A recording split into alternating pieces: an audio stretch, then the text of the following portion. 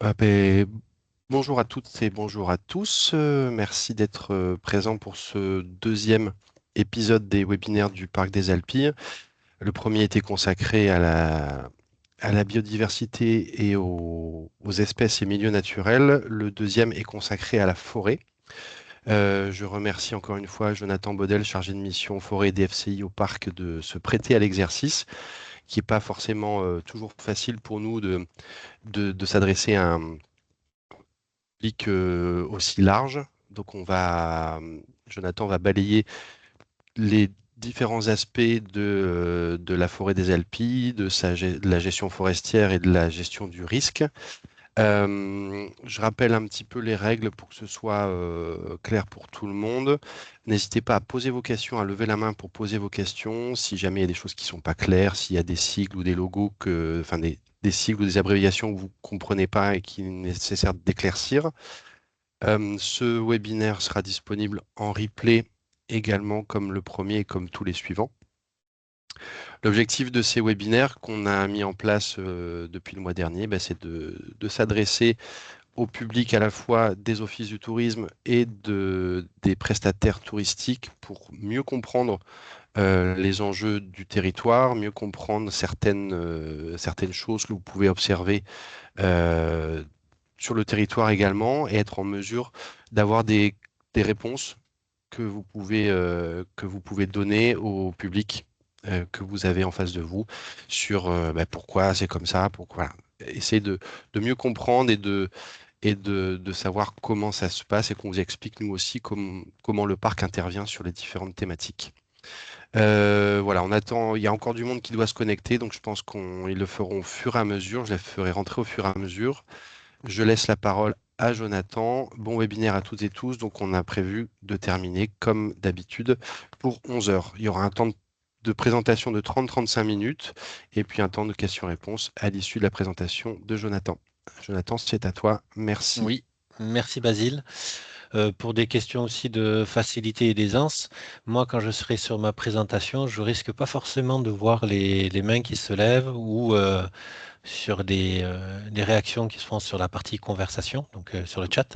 Donc, je gérerai ça, je Ouais, relayerai. faire le Ouais. lien et ne pas hésiter sinon si ça doit être plus fluide et avancé de me couper la parole pour poser une question. Et puis de toute façon, on est là de manière assez informelle. Donc l'objectif, c'est de discuter et que ça soit un peu dynamique plutôt que descendant. Donc n'hésitez pas. Je partage mon écran et si ça fonctionne, C'est parfait. je vais détacher ça ici et ça, pareil, de l'autre côté. Et normalement, ça doit fonctionner. Bon. Alors, donc, d'abord, merci Basile d'avoir organisé ces différentes sessions de webinaire parce que ça nous permet, nous chargés de mission, de pouvoir aussi expliquer ce qu'on fait. Euh, un exercice aussi pas simple dans le sens où il faut qu'on soit assez vulgariser nos propos, éviter d'utiliser un peu des cycles techniques qu'on a l'habitude de faire et puis sortir de notre zone de confort pour essayer d'expliquer pourquoi notre forêt est un peu utilisée, avec qui, comment et par qui. Ce qui n'est pas si facile à comprendre pour nous, donc d'autant plus compliqué peut-être pour des personnes qui viennent d'autres territoires. Donc mon objectif là était de vous présenter ce webinaire avec deux portes d'entrée.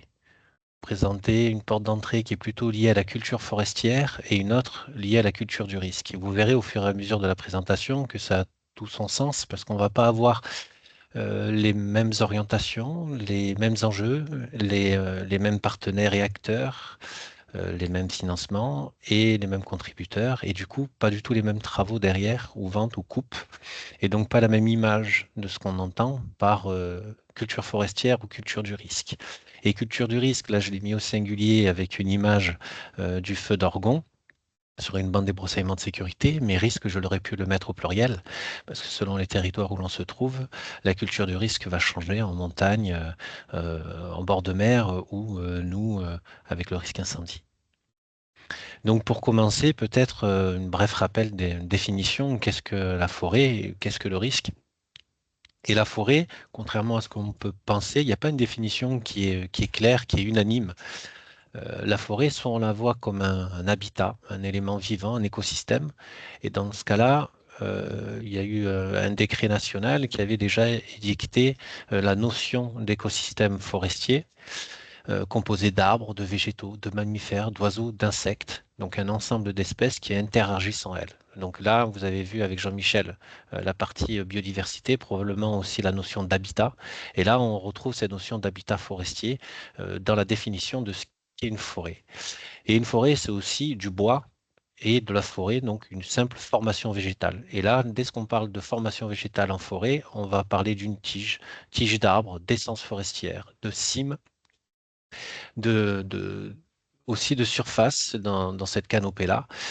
Et c'est là où on va avoir une définition qui va s'apparenter plus à une notion de hauteur et de densité. Et là, on a donc cette première définition. Les bois et forêts sont des formations végétales comprenant des tiges d'arbres d'essence forestière dont les cimes, si elles arrivent simultanément à maturité, couvriraient une plus grande partie du terrain occupé. Ça veut dire que si j'ai un arbre par-ci, par-là, même s'il se rapproche et que ça fait des bouquets dans une zone plus ouverte, on va appeler ça peut-être une garrigue arborée, mais pas une forêt méditerranéenne. Et donc la France, souvent, elle s'appuie sur une définition de la FAO, qui est l'Organisation pour l'alimentation et l'agriculture, qui utilise notamment cette notion dans tous les inventaires forestiers nationaux, où on parle du principe où une forêt, ça a déjà une surface. Il faut que celle-ci soit supérieure à un demi-hectare, que les arbres aient une hauteur supérieure à 5 mètres et que ce couvert arboré est déjà supérieur à 10%. Donc en fonction, on va avoir différents types de forêts. Et donc les forêts, elles sont assez multiples. Par contre, la gestion du risque est assez simple, on va dire, dans sa définition. Quel que soit le risque est la probabilité d'un événement qui puisse se produire qui va entraîner des dommages, avec des conséquences négatives pour des personnes, pour des biens ou pour l'environnement. Finalement, la définition d'un risque, ça va être un aléa, donc la possibilité d'un événement arrive, un enjeu, donc l'enjeu humain, l'enjeu matériel ou l'enjeu environnemental, et la gestion de sa vulnérabilité. Pour nous, la gestion du risque, c'est pour ça qu'il est populaire, c'est le risque incendie. On a une cartographie où on voit les différents feux qui ont parcouru notre territoire. Donc, c'est un territoire qui a cette culture, qui a la vision de l'incendie, qui brûle. Et avec les changements climatiques, on sait que de toute façon, ce risque ne va faire qu'augmenter. Donc, l'objectif, c'est de savoir comment on peut accompagner notre territoire au travers de ces changements climatiques pour mieux intégrer la gestion du risque. Et donc, si on revient maintenant, on décentre et on dézoome un peu et on regarde par rapport au profil de différentes personnes qui viennent sur notre territoire, on peut se rendre compte que cette notion déjà forêt, euh, elle va réellement changer, y compris la notion de risque, selon d'où ils viennent. Je sais, vous voyez ma souris là? Non, peut-être pas. Si, si, on la voit. Si, si, on voit Si. le pointeur. Ouais, ouais. Donc, en haut à gauche, c'est une forêt de Verdun. Donc, moi qui ai la famille à Verdun, on va faire du bois. On a une culture forestière qui est vraiment liée à l'utilisation du bois dans le chauffage notamment. Et donc, ils ont une notion de forêt. C'est cette vision-là pour la forêt. Quand on descend, on est dans les Vosges. Donc, on va voir plutôt des résineux à altitude et on va avoir cette vision forestière un peu plus dense. Lorsqu'on va aller dans les Alpes, on va parler de forêt avec notamment des épicéas, et on va être dans IPICA chêne, et puis après on va monter, on va être plutôt sur les sapins, et on va avoir une vision de la forêt un peu plus large, avec risque normalement d'éboulement, d'avalanche. La photo centrale, on est sur une forêt sur Lozère, c'est du pin noir d'Autriche, du côté de Millau. Et la dernière, en bas à droite, on est sur une forêt méditerranéenne, mais sur Provence silicieuse, plutôt du côté du Var. Donc finalement, déjà, la personne, selon d'où elle vient, elle a une vision de la forêt qui peut être différente de que qu'elle va voir sur notre territoire.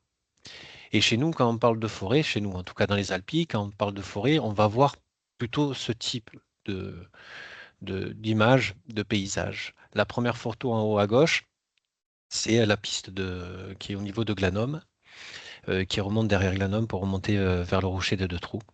On va voir ces deux photos à droite, l'une qui est prise à Fontvieille et l'autre à Saint-Rémy-de-Provence, avec notre pinède. Dès qu'on se rapproche de cette pinède, elle n'est pas tout à fait clairsemée, elle peut être dense, on va avoir un sous-étage important, on va avoir des arbres qui tombent un peu de partout. Voilà, c'est un peu cette notion de forêt qu'on va voir chez nous dans notre pinède.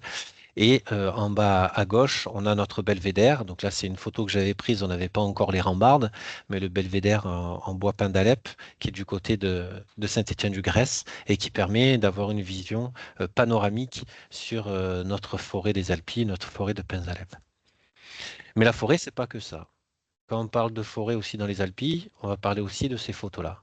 On va parler de nos Alpilles, donc nos roches calcaires, nos garrigues qui sont pâturées, nos interfaces entre les zones agricoles et les zones forestières, et puis ces zones de garrigues qui sont fortement fréquentées par différents usages et usagers.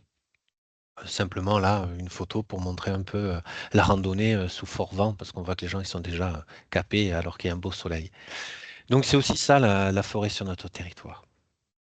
Et donc, si on veut dézoomer et regarder un peu notre, euh, notre massif, comment il se comporte, déjà, par rapport à d'autres territoires, nous, on en a un où le peuplement forestier, il est principalement fait avec des feuillus d'un côté, plutôt du chêne vert, et des conifères de l'autre, plutôt du pin d'Alep. Et lorsqu'on regarde nos couleurs, on peut presque voir un territoire qui se scinde en deux, voire trois parties. Une partie à l'ouest, on va avoir plutôt une forêt dense de pins d'Alep et une partie à l'est où on va avoir une forêt plutôt ouverte de feuillus avec un mélange de différentes espèces, mais du chêne vert en essence principale. Et au centre, on le voit mal ici, mais c'est tout ce qui est un peu en blanc, ce sont des milieux qui sont ouverts. Ouverts notamment par le passage récurrent des différents feux, donc 99 et 2003. Donc, on va avoir une image de notre forêt qui va être un peu mixte. Milieu ouvert, plutôt feuillu, milieu plutôt résineux et milieu de mixte, donc forêt ouvert et résineux. Jonathan, Oui, j'ai une petite question. Est-ce que tu peux expliquer l'âge de la forêt des Alpilles dans son apparence actuelle et pourquoi on a choisi le pin d'Alep comme essence? bonne question. Pourquoi on l'a choisi? En fait, le pin d'Alep, contrairement à son nom, il a toujours été présent. C'est une espèce qui a toujours été sur le pourtour méditerranéen et qui a toujours été liée à la Provence calcaire. Et donc, on retrouve dans le charbon des traces de pin d'Alep bien au-delà des images cartes postales qu'on peut avoir de notre territoire des Alpilles. Donc, c'est une espèce aussi qui est très bien implantée, qui a une élasticité, donc en gros, qui a cette capacité de faire face au changement climatique et qui permet par son ombrage d'avoir d'autres espèces, notamment le chêne vert. Donc, lorsqu'on parle de climax ou en tout cas d'évolution dynamique des peuplements méditerranéens, on a besoin d'avoir ces résineux pour au fur et à mesure avoir du feuillu en sous-étage et puis après, au fur et à mesure, en fonction de la gestion qu'on lui applique, euh, le mettre en pleine lumière et avoir une essence principale qui peut être le chêne. Et il n'est pas si vieux que ça. Bon, en fait, tous nos massifs, ils sont parcourus par le feu. Donc, en réalité, quand on dit ils sont plantés ou ils sont pas vieux, ben, il y a toujours une dynamique qui se crée, une résilience qui se fait dans nos systèmes forestiers. Et ce sont les résineux et principalement le pin d'Alep qui arrivent. Donc, on va travailler avec l'existant, on va travailler avec le vivant et on va travailler avec l'essence qui est prédominante, qui est le pin d'Alep. Donc, à chaque fois qu'on va voir nos différents feux, on va voir une nurserie en gros, et puis une dynamique qui va se faire, ce qu'on retrouve d'ailleurs sur des peuplements jeunes après les feux de 89, 99 ou de 2003, notamment entre Saint-Rémy-de-Provence, une partie des Baux-de-Provence en allant sur Éguerre et Oreille. Et on a eu aussi des plantations plutôt du côté de Saint-Étienne-du-Grèce. Donc, on a des peuplements qui ont 70 ans ou plus de 70 ans sur certains secteurs de notre massif. D'ailleurs, il est temps du coup de l'exploiter. On le verra par la suite. Ça, c'est de la gestion forestière. Et ils ont notamment été plantés par les habitants. Mais il faut voir que notre histoire euh, sur notre territoire, il est aussi lié au pastoralisme. Et le pastoralisme à une époque était tellement fort et tellement ancré qu'on avait une perte nette de la superficie forestière dans notre territoire. Et au moment où on a commencé, après les gels, notamment de 56, à avoir moins de pâturage, ben, la forêt est revenue un peu à son niveau habituel et actuel. Donc le but, c'est dans la gestion, c'est aussi avoir de la silvopastoralisme, c'est d'avoir autant de la sylviculture que de la gestion pastorale sur notre territoire. Mais bon, ça c'est un autre sujet. En tout cas, toute cette forêt, elle est attenante à un foncier, ce qui veut dire que qu'importe où on se trouve, le foncier, il appartient à quelqu'un, à un propriétaire. Soit ce propriétaire, il est privé, soit ce propriétaire, il est public. Public, ça peut être communal. On peut avoir des forêts qui sont intercommunales, des forêts qui sont départementales ou des domaniales. Nous, on a principalement des forêts communales, euh, deux patchs avec la forêt, les ENS, forêt du département. Et ensuite, le reste ce sont des forêts privées. Au niveau métropolitain, généralement, c'est deux tiers, un tiers. On va avoir deux tiers en forêt privée et un tiers en forêt publique. Chez nous, on a cette chance d'avoir, en gros, pas loin de 50-50, selon où on met le curseur dans la zone d'étude, mais 50% public, 50% privé. Par contre, ces propriétaires privés, ben, ils sont nombreux. On va avoir de très grands propriétaires, notamment en lien avec nos domaines sur notre territoire, des grands propriétaires qui vont principalement se retrouver à l'intérieur du massif.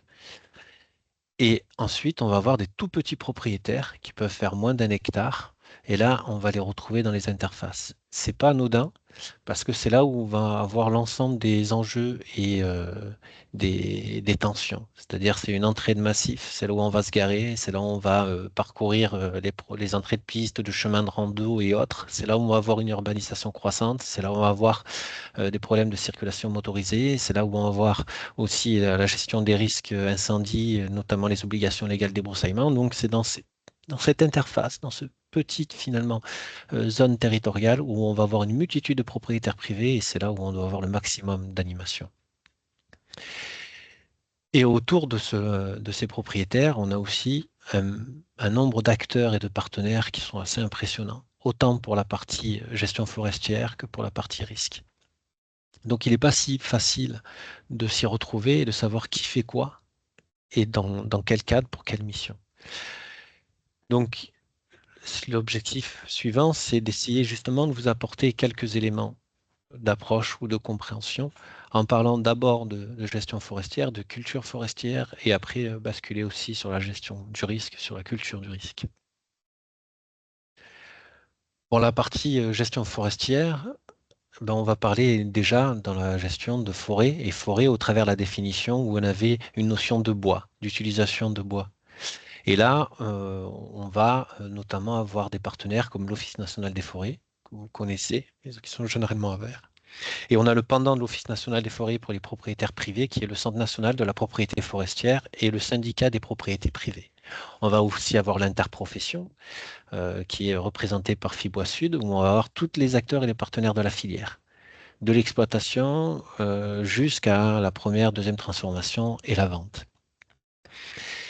Et bien entendu, on va voir aussi nos élus, nos maires et une association qui les regroupe qui s'appelle l'Association des communes forestières. Et lorsqu'on parle de forêt, là, on va commencer à avoir d'autres notions qui vont s'appliquer. On va parler de sylviculture, la manière dont on va accompagner par une gestion nos peuplements au travers différentes éclaircies. Et c'est là où, dès qu'on va parler d'éclaircies, on va parler de coupe. On va parler de coupe forestière, on va parler de vente de bois, parce qu'il y a une économie derrière. On va parler de plan d'aménagement dans le secteur public et de plan simple de gestion dans le secteur privé. Et tout ça au travers des termes assez généralistes, mais on parle de gestion durable de la forêt. Qu'est-ce que c'est cette notion de gestion durable de la forêt? Et dans cette forêt, on va y avoir aussi un grand nombre d'acteurs, de partenaires, mais aussi d'usagers. Et ces usagers, Ils vont être multiples et chacun va avoir sa propre vision de ce qu'est une forêt. Selon d'où il vient et selon ce qu'il attend, on va se retrouver avec, par exemple, des naturalistes, des vététistes, des chasseurs, des habitants, des acheteurs de bois, des scieurs, bref, une multitude d'usagers, chacun ayant sa propre vision de ce qu'est une forêt, ce qui est du bois et pourquoi il est là. Et finalement, quand on va regrouper ces différentes usagers, on va commencer à avoir une notion qui va apparaître, une notion de fonction. Les trois fonctions finalement qui sont dans la forêt qui permettent une gestion durable et multifonctionnelle, une fonction sociale, une fonction de production et une fonction environnementale. Et selon où on se situe, on va avoir des forêts qui vont avoir une fonction plus environnementale, notamment des fonctions de protection. On va avoir, notamment dans l'est de la France, sur la photo de Verdun, des forêts qui sont plutôt des forêts d'exploitation, de production. La première recette de la commune, c'est du bois. Et on va avoir des forêts plutôt urbains ou périurbains, où la fonction sociale est importante. Donc selon où on se situe, on va avoir une gestion qui va être un peu différente. Et le but, c'est de toujours faire en sorte d'intégrer, malgré une fonction sociale plus forte ou dominante, ou une fonction sociale, une fonction de production plus forte ou dominante, essayer toujours d'avoir cette vision un peu multifonctionnelle. Et j'ai rajouté en bas à droite cette notion de protection des risques au pluriel, parce qu'en fonction de là où on se situe, on va aussi faire de la gestion forestière, notamment en montagne, pour lutter contre les chutes de blocs. Ou on peut faire aussi de la gestion forestière, notamment chez nous, en ayant conscience du changement climatique et cette notion de risque incendie. Donc on va avoir ces trois fonctions et une dernière qui est la fonction de protection contre les différents risques.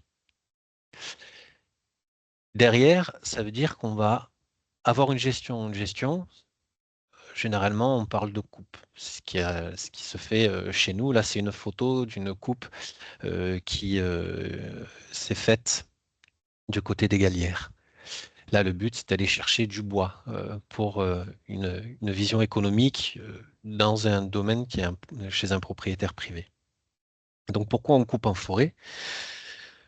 Ben, ce sont des éléments un peu clés, mais c'est pour vous donner quelques bases. On coupe déjà pour renouveler le peuplement. Si tant besoin après on peut avoir cette vision à se dire est-ce qu'un peuplement a besoin d'être coupé ou pas, est-ce qu'il doit être géré ou non.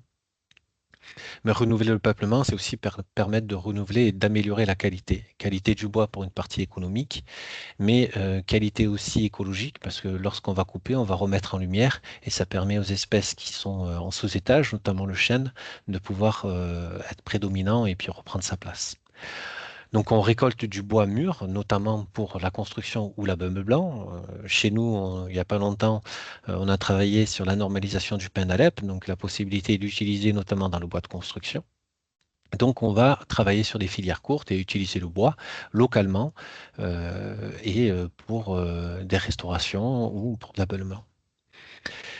On va aussi faire des coupes pour optimiser la croissance et la diversité. Donc en gros, le but, notamment avec les changements climatiques, c'est de pouvoir travailler avec une multitude d'essences, une multiplicité d'essences. Donc parfois, quand on fait une gestion, ben, on le fait au profit d'une essence par rapport à une autre. La santé et la sécurité forestière, on va se retrouver avec, chez nous, on n'a pas de grosses maladies, mais on a pu le voir notamment dans l'est de la France avec des bois qui ont été scolités, où on a dû faire des coupes assez importantes, des coupes sanitaires qui ont même impacté l'économie nationale et la valeur du bois. Et il y a la gestion des coupes en forêt pour la prévention des risques. Donc, je vous ai parlé des risques, notamment quand on est en montagne, sur les risques d'évolution. Et chez nous, c'est aussi pour réduire une certaine biomasse combustible selon les endroits où on se trouve, pour diminuer le risque feu de forêt. Et tout ça, toutes ces coupes sont encadrées par une réglementation qui est liée au code forestier, qui est assez stricte, qu'on soit dans le privé qu'on dans le public. Et le but, c'est de garantir la santé et la bonne vitalité de nos forêts françaises. Et lorsqu'on parle de forêt, et quand on parle de coupe, on va avoir des images. On, on peut voir l'image du bûcheron avec son cheval de trait, ça peut arriver sur certaines zones, mais en général, quel que soit l'endroit où on se trouve, quand on parle de coupe en forêt, on est déjà dans de la machine. Dedans, on va avoir un porteur, on va avoir une tête d'abatteuse, on va avoir un débusqueur, un débardeur, un grumier, bref, on va avoir des machines qui vont être dans le massif, et ces machines sont assez imposantes. Donc ça peut être déjà assez visuellement assez fort, selon si on a une culture forestière ou pas. Quand on est dans l'est de la France, bah, une coupe en forêt, c'est traditionnel. Ce type de machine, on l'a, puis on fait la fouage. Donc on part en famille en forêt avec la tronçonneuse et on va couper notre bois pour faire notre chauffage. Mais finalement, ça a quand même un impact visuel au moment où il y a une coupe.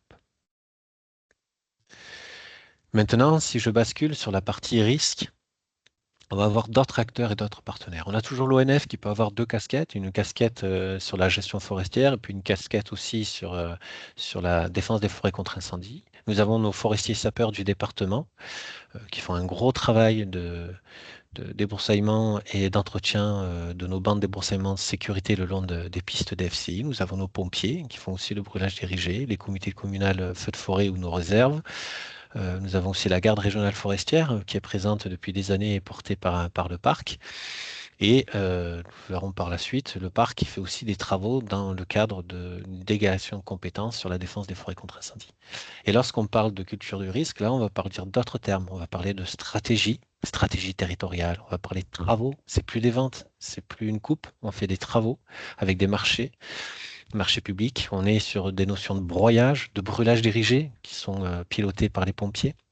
On va parler d'ouvrages avec les citernes, les barrières, les pistes, des plans de massif, des obligations légales de débroussaillement dès qu'on est dans cette vision d'interface où je vous ai parlé de petits propriétaires et puis de lien entre l'interface forêt agricole ou l'interface forêt et habitat. Donc là, on va être dans les obligations légales de débroussaillement. Donc on va avoir d'autres termes, d'autres acteurs, mais pour d'autres images.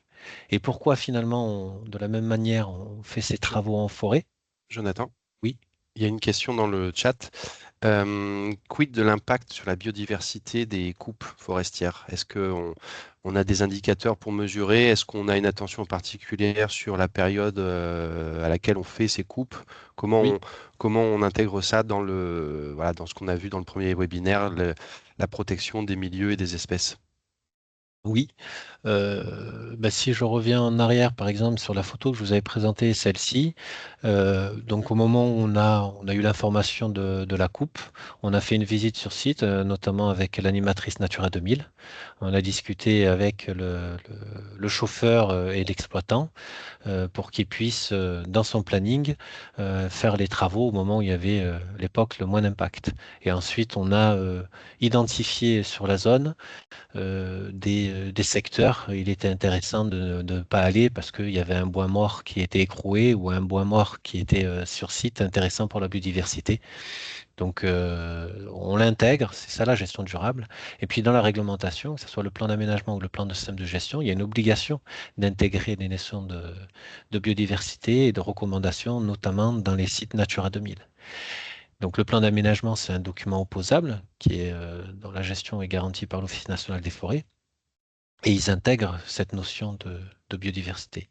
Après, nous le verrons par la suite dans les missions du parc, au-delà de ce qui est réglementaire et ce qui peut être fait par des exploitants, comment nous, on souhaite mieux accompagner notre territoire pour mieux garantir une qualité dans les travaux qui sont réalisés. D'ailleurs, c'est la même chose pour la DFCI, mais je vous le présenterai aussi après. Donc là, on a pareil une image d'une bande débroussaillement qui est récente. J'ai reçu l'image hier. Donc c'est une image d'une bande débroussaillement de sécurité qui a été réalisée par les forces sapeurs du département. Et on peut se poser la question, ben, pourquoi aussi ces travaux sur la gestion du risque en forêt?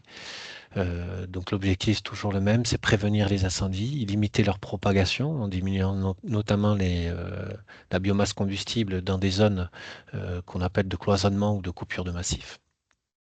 On a aussi cette notion de surveillance détectée tôt, donc on va mettre en place des patrouilles, des vigies. Donc si on met des vigies, il faut préserver les personnes qui sont dans les vigies. Si on fait des patrouilles, il faut que les patrouilles puissent se faire aussi en toute sécurité. Et on parle de protéger la population, biens et nature, notamment sur les interfaces, avec des travaux liés aux obligations légales de débroussaillement, où on va pouvoir faire aussi accompagner ces OLD par d'autres ouvrages. On va ceinturer finalement le massif pour préserver du risque induit, mais aussi du risque subi. Et si malgré tout il y a un incendie, c'est là où on va parler plutôt de restauration des terrains incendiés. Et donc pour nous, les travaux, c'est la gestion du risque. Et gestion du risque, c'est travailler sur le phénomène lui-même, sur la puissance du feu, sur le biomasse combustible en diminuant, sur son occurrence, éviter que finalement il y ait des départs de feu. Et donc ça, c'est un travail de sensibilisation et d'information que vous pouvez déjà faire auprès des différents touristes. Et travailler sur les enjeux exposés, et c'est là où on va demander à des propriétaires de se mettre en sécurité en faisant notamment leurs obligations légales de débroussaillement. Et quand on parle de DFCI, c'est un peu comme la partie gestion forestière, on va avoir aussi des machines, on va avoir d'autres images. On va avoir beaucoup de monde parce qu'on est un territoire méditerranéen où le risque est majeur et la culture du risque est importante. Donc on a beaucoup d'acteurs et de partenaires autour de la DFCI. Et on va avoir des pistes, donc des pistes stratégiques DFCI qu'on va mettre aux normes. Et pour les mettre aux normes, on va avoir des machines qui sont assez imposantes. Donc, je vous en ai mis quelques images. On va avoir des ports. Là, on peut très bien avoir des bulles, des broyeurs à courroux, des niveleuses, compacteurs, BRH, broyeurs de roches hydrauliques. Bref, on va avoir des machines qui sont assez imposantes, importantes, aussi dans notre massif pour créer ces ouvrages, faciliter l'accès et en sécurité de nos pompiers. Et le but, c'est d'éviter la photo, ce qu'on a en bas à droite, qui est la photo de Vaudoré, proposer des chemins de rando GR ou PDIPR à des touristes dans des zones qui ont été ravagées par le feu. Et donc le parc, là-dedans, il est vraiment, il est à l'intervalle de ces deux cultures, culture forestière et culture du risque. Il essaye de pouvoir parler d'un côté forêt sans opposer la partie risque. Faire du lien entre le plan d'aménagement forestier et la stratégie des FCI d'un côté. C'est un peu son rôle d'essayer d'amener tout le monde avec une vision un peu commune, en intégrant l'identité du parc. Et pour intégrer cette identité, il ne travaille pas aussi tout seul. C'est là où on a l'ensemble des partenaires. Et pour répondre à la question précédente, eh ben oui, à chaque fois qu'on fait des travaux, à chaque fois qu'on a une commission, qu'on va parler risque ou forêt, on va intégrer l'ensemble de nos acteurs et partenaires autour de la biodiversité ou des paysages, comme l'ADREAL, le SEN, la LPO, le GCP. Bref, on va avoir un peu tous nos acteurs et nos partenaires qui vont nous accompagner justement pour trouver un bon équilibre entre gestion forestière et biodiversité ou paysage, ou encore risque incendie et biodiversité et paysage. Alors, comment nous, on va animer ces deux volets? C'est un peu le rôle du parc au travers de sa charte. Donc, je ne vais pas revenir sur ce qu'est une charte, sa portée juridique ou ses différentes orientations et missions, mais plutôt zoomer sur la partie euh, un peu atypique, emblématique sur les Alpilles, c'est dans son statut. Le fait que l'ensemble des collectivités ont délégué une compétence, qui est la compétence de défense des forêts contre incendie et la restauration des terrains incendiés au parc. L'objectif, c'est que ce soit le parc qui porte une stratégie territoriale, parce qu'un feu ne s'arrête pas à une limite administrative. Donc le but, c'est d'avoir un syndicat, une structure qui puisse avoir une vision d'ensemble et préserver autour de cette vision de la défense des forêts contre incendie son identité paysagère et écologique. Donc c'est en ça où les communes nous ont délégué cette compétence et c'est par cette compétence que nous, on peut aussi réaliser des travaux où on va pouvoir mettre aux normes des pistes, des citernes, changer certaines barrières. Voilà, on est aussi proactif dans cette vision de la défense des forêts contre incendie. Par contre, ce que je peux faire, c'est décliner deux orientations qui sont en lien avec ces deux thématiques. Une première qui est la mesure 1.3.1 de notre charte, qui est promouvoir une stratégie forestière durable, Donc l'objectif est vraiment là d'avoir cette vision multifonctionnelle. On parle d'usage, d'usager, on parle aussi d'économie, on parle de services écosystémiques. Et on a décliné cette mesure en une charte forestière de territoire. Une charte forestière de territoire, c'est finalement c'est une grande orientation avec une déclinaison de plan d'action qui a été réalisée par l'ensemble des acteurs et des partenaires, les citoyens. Il y a aussi les différentes écoles ou collèges qui ont participé à l'écriture de cette charte et dont l'objectif est toujours cette vision durable et multifonctionnelle. Et on a fait la même chose pour la partie DFCI. Et on a là aussi une mesure qui a anticipé, accompagné la prise en compte des risques naturels, où on est sur la notion de culture du risque, de prévention, notion de vulnérabilité. Et on a décliné aussi cette mesure en un plan de massif, donc un document qui est plus opérationnel. On appelle le PMPFCI. Avant, on appelait ça un PIDAF, un plan intercommunal de débroussaillement et d'aménagement forestier. Qu'importe le nom, le but, c'est de dire que ce plan, il va décliner la stratégie et les orientations de défense des forêts contre incendie sur notre territoire et ensuite décliner une programmation de travaux sur un pas de temps de 10 ans. Et chaque année, le but, c'est de pouvoir entretenir et mettre en œuvre ce plan de massif. Et c'est à la charge du parc d'animer, coordonner et mettre en œuvre ces opérations et ces travaux, ce programme de travaux qui est inscrit dans le plan de massif. Mais pour aller plus loin, si ça marche, vous avez la possibilité aussi, parce que c'est un peu court quand même, une demi-heure pour vous présenter tout ça, d'aller directement sur notre site.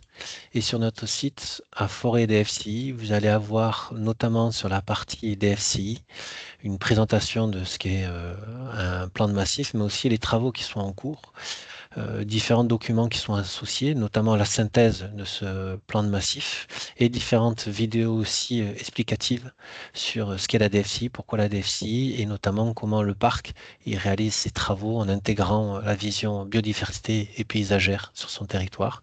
Et vous aurez la même chose sur la partie stratégie forestière du territoire où on va avoir des documents associés pour comprendre ce qu'est une charte forestière de territoire, c'est quoi cette notion de gestion forestière du territoire. Et quand il y a des projets qui arrivent au long cours, ils seront aussi inscrits directement et mis à jour sur le site internet. Basile, s'il y a des questions, je vais peut-être arrêter le partage pour voir les mains et les personnes. Ben, merci. Alors peut-être qu'on garde le partage des fois qu'il y ait besoin de revenir sur des diapos D'accord. sur lesquels tu puisses t'appuyer. Ben, merci beaucoup Jonathan pour cette présentation qui est très claire, euh, très complète. Alors il y a une question de nos ambassadeurs. Allez-y. Oui, merci. Oui. J'avais une question sur la fonction sociale de la forêt. On a parlé tout à l'heure, mais je vois pas bien de quoi il s'agit. La fonction sociale de la forêt, c'est en gros les personnes, quand ils vont en forêt, ils ont besoin de se ressourcer, ils ont besoin de sortir de la ville et d'aller chercher un peu du bien-être. C'est ce bien-être-là qui est notamment dans la fonction sociale. Mais c'est aussi la fréquentation, quand tu vas aller faire ton jogging, ton VTT, ta randonnée. C'est ça la fonction sociale. La fonction sociale, elle est liée au lien que l'homme donne à son massif ou sa forêt. Ok, merci beaucoup. Oui, Titoine. Salut Jonathan, merci beaucoup pour la présentation. Moi j'avais une question, c'est un discours que j'entends pas mal de... ça monte un peu toutes les Je différentes... m'excuse, je t'entends pas. Ouais, Ah on merde, t'entend mince. très mal, Titoine, très loin. Est-ce que vous m'entendez mieux comme ça? Non. Non, ok, Moi, je je règle t'entends. ça, je règle mon souci de son et je suis de retour. Mais non, Ok, je t'entends. Essaye quand même. Ouais, moi je Juste, disais je c'est un vais discours que augmenter le j'entends. son.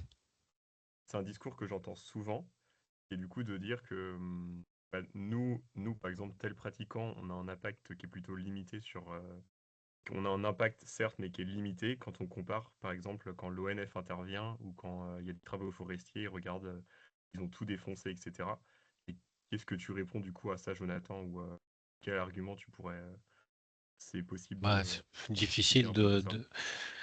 ça dépend les questions. Difficile de répondre très simplement. Disons que chaque usage, et chaque usager va voir va avoir sa propre vision de ce qu'est une forêt et l'utilisation qu'il a de la forêt. On va avoir des conflits d'usage constamment dans notre territoire. Et à chaque fois qu'il y a conflit, ben, l'autre il va appuyer sur ouais, mais lui il a fait ça, regardez ce que lui il fait, moi je fais pas ça. Et finalement, chacun, quelle que soit la personne, à partir du moment où on a une action en forêt, on peut dire qu'on a une empreinte, qu'on laisse une empreinte.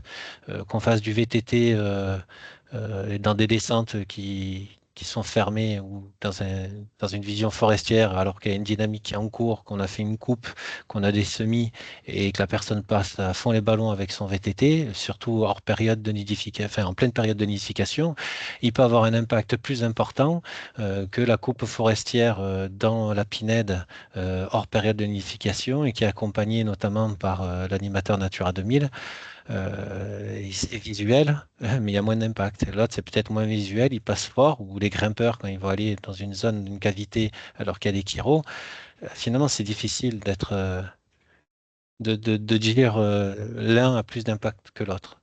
Quelle que soit la personne, finalement, à partir du moment où on va en forêt, on a un impact.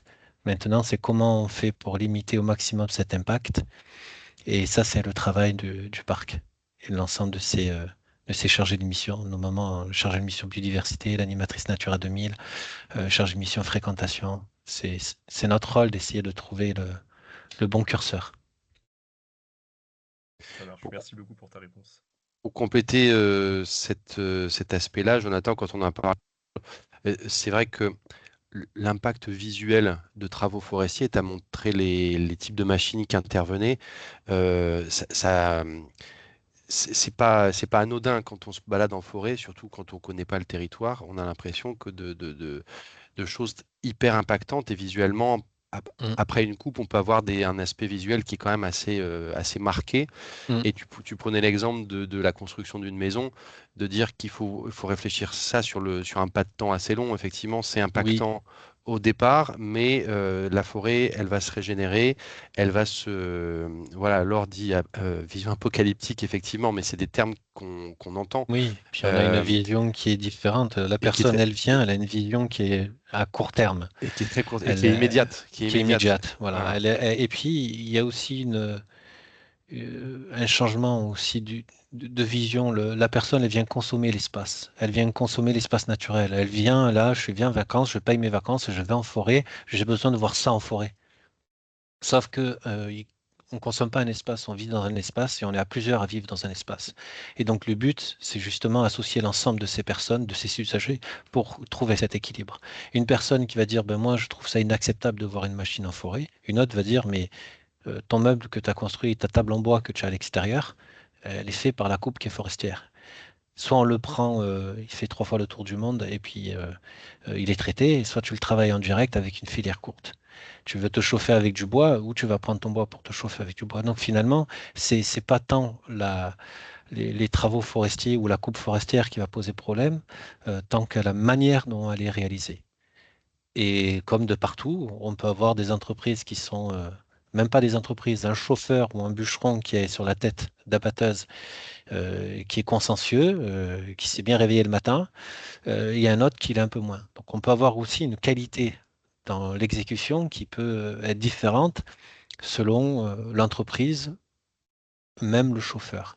Mais ça va être la même chose avec nos acteurs et partenaires, notamment sur les parties, qu'importe, rando, sport de loisirs, quoi. Il y en a qui vont être consciencieux et qui vont faire attention de l'époque, de la manière dont ils vont faire leur activité dans un espace naturel vivant, et d'autres qui vont le faire comme on consomme quelque chose, parce que derrière, ça peut être aussi une vision et un business. Donc c'est pas si simple. Mais effectivement, à partir du moment où on est en forêt et qu'on fait des travaux, que ce soit les travaux forestiers d'ailleurs, ou la partie DFCI, parce que c'est pareil, hein, la DFCI, on a des grosses machines qui rentrent. Ils rentrent pas longtemps, mais le temps de travaux, c'est quand même impactant. Par contre, la dynamique, elle est rapide. En 2 années de végétation, ce qui est broyé, donc là, la photo, elle a 2 jours, celle-ci de photo. Là, on va voir sur le printemps, cet été, ça va être déjà vert. On va pas du tout avoir la même vision. Dans un an, Il va y avoir déjà une dynamique qui va se faire dans tous ces milieux forestiers. Dans 3 ans, ça va être déjà presque, on va moins voir la différence entre la BDS et la garrigue. Et dans 4 à 5 ans, on repassera pour entretenir la BDS. Donc finalement, la végétation, en tout cas la forêt, a une résilience qui est très forte. Je ne sais pas si j'ai répondu à ta remarque, Basile. Si, tout à fait. Alors, BDS, c'est bande de débroussaillement de sécurité, hein, c'est ça? Oui, oui, je te remercie. Ouais. Je vous invite tous à aller vraiment sur les liens dont Jonathan a parlé sur le site du parc. Dans la partie les travaux en cours, on a l'explication des travaux qui sont menés, la localisation des travaux en cours. Donc ça peut vous permettre aussi, vous pouvez vous appuyer là-dessus pour expliquer au public et notamment pour déconseiller d'aller dans certains endroits parce que on sait qu'il y a des travaux en cours et que ça peut être euh, l'impact visuel peut être fort. Donc ça permet d'orienter aussi les visiteurs sur des parties où on sait qu'il n'y a pas de travaux ou qu'il y a moins d'impact direct. Et vous avez aussi les maquettes des panneaux. Oui, je mets ça dans la conversation. Vous avez les maquettes des panneaux. On pose toujours des panneaux explicatifs sur pourquoi on fait les travaux, dans quels objectifs. Ça, c'est toujours l'occasion de, de pouvoir d'avoir ce côté pédagogique pour expliquer au public les actions menées par le parc et ses partenaires. Est-ce que tu veux que j'y aille sur le site ou c'est pas nécessaire? Bah, éventuellement, tu peux y aller, ouais. J'ai remis le lien dans la conversation, donc comme ça, il sera aussi dans la retention. Mais on pourra le mettre de toute façon sur un mail après, non? Oui, bah, de toute façon, peut-être qu'on le rajoutera même dans le diaporama avant de le diffuser. Clairement, avec les liens cliquables directement, voilà. C'est des Là, panneaux que vous rencontrez régulièrement, ça, dans les Alpilles, en amont de tous les travaux qui sont menés. ah mince, je suis Non, non, reparti. ouais, non, c'était bon. Ouais, C'est pas grave. on a vu. Y a-t-il d'autres questions sur cette thématique de la forêt assez large, Comment je fais et ces déjà deux pour... aspects? je ne sais plus comment je fais pour revenir et enlever le partage. Voilà, là, tu as enlevé le partage. C'est bon, ça marchait. Ouais. Est-ce qu'il y a d'autres questions? N'hésitez pas aussi à poser vos questions par retour de mail. On va vous envoyer donc le support de présentation qui a été diffusé par Jonathan et sur lequel il s'est appuyé, et puis le lien du replay à partager auprès de vos équipes pour, voilà, pour que chacun puisse prendre connaissance de ces deux volets de la gestion forestière pour le côté à la fois gestion du risque, mais gestion de la forêt en tant qu'espace économique, qu'espace de loisirs également, et de multiplicité des, euh, des usages. Donc voilà. Ouais, Et je si- rajouterai un diapo sur... peut-être parce que ça reprend un peu la question du Titouan sur les services oui, écosystémiques. oui, Je tout à fait. rajouterai un petit truc dessus. Peut-être développer effectivement la notion de service écosystémique, on l'a juste abordé, peut-être expliquer Hmm. plus clairement ce que c'est. Ça rejoint la question de Mélissa également sur les différents usages de la forêt et les problématiques qu'on peut rencontrer de ces différents usages. Très bien. Apparemment, il n'y a pas d'autres questions, mais des remerciements dans le chat, comme tu peux le voir.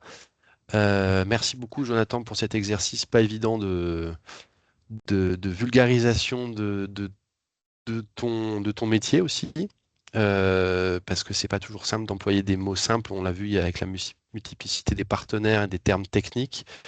Merci à vous toutes et tous pour la participation. On se retrouve dans un mois pour parler agriculture. Donc, il y aura un lien avec la forêt puisqu'on fera le trait d'union sera le pastoralisme. Donc, ce sera avec Marjorie dans un mois. La date est à préciser, mais je vous enverrai très rapidement le save the date. On vous envoie toutes les infos complémentaires, le support, le replay, très rapidement. Et puis, il me reste à vous souhaiter une bonne journée, bonne fin de semaine et à très bientôt. Merci à tous. Merci Merci à Basile. tous. Au revoir. Au revoir.